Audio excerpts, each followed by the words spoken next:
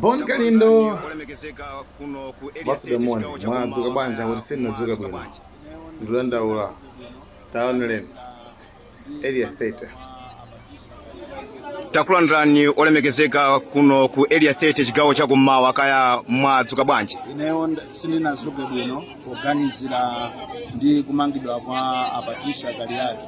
Zimene zikuchitika muziko muno ndi mbwerera chabe zilizosagwirizana ndi democracy kuopsezana kuti anthu azikhala mwamantha malo mokuti mwina boma likanatanganidwa kumachita address ma issues, real issues ngati issue ya ndege kuti ndezeja inaenda bwanji kuti apanga commission of inquiry kapena ayi issue ya mafuta amene asowa m'Malawi munomu pakali panopa sizinayambeso zachitikapo mu history mbiri ya ziko lino nkhani yokuzana ndi fetereza ndi njala imene anthu Africa nawo kukudya chiteza amene ndi ma issues amene boma ilili achagwera likati lizipanga koma zimene akupanga zinyumbwerera chabe kufuna kuti aziyaopseza Malawi mu ziko la democracy. Ndiye ndinaona apa munasonkhana ndi akuluakulu a polisi mmakambirana chani kwenikweni panali onabo Felix Njawala panali director wa Chinyamata onabo Aaron Chiweza mmakambirana chani kwenikweni amene amafuna akafika paliponse aziopsezana ndi amanena kuti tichoke pano tikakhale pa misefolo pa area 10 apo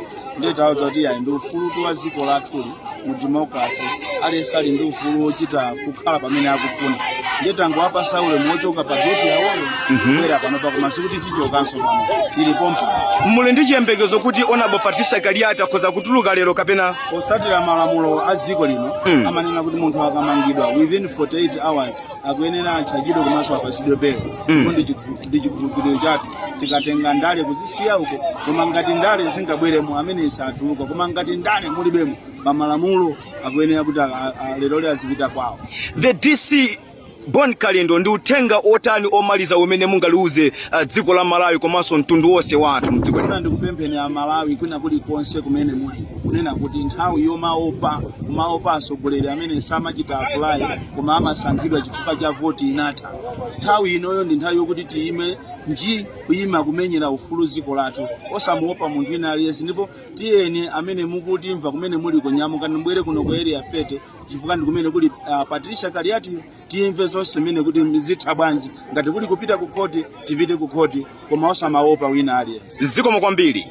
Amene timacheza nawo ndi olemekezeka bambo Bon Kalindo amenenso ali kuno ku area 30 kuzakhala limodzi ndi anthu amene akudandaula kumangidwa kwa honorable Patricia Kaliati. Ndiye mene ndanenera muja kuti kuno kuli anthu azipani zosiyanasiyana komanso ndaona anthu azipani cha Alliance for Democracy Afford komanso anzathu achipani cha United Democratic Front UDF ndaonanso ali konkuno. Ndiye bwanji inu mukhalepo mwepo chifukwa one kake akupatsirani kena kalikonse mwatsatanetsatani ndikuti tu dzina ndilomwe lija Ahmad Maloko one kake and goodbye.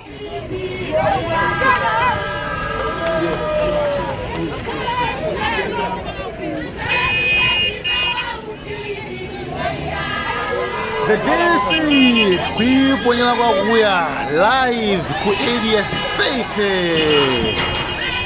Like, share, subscribe.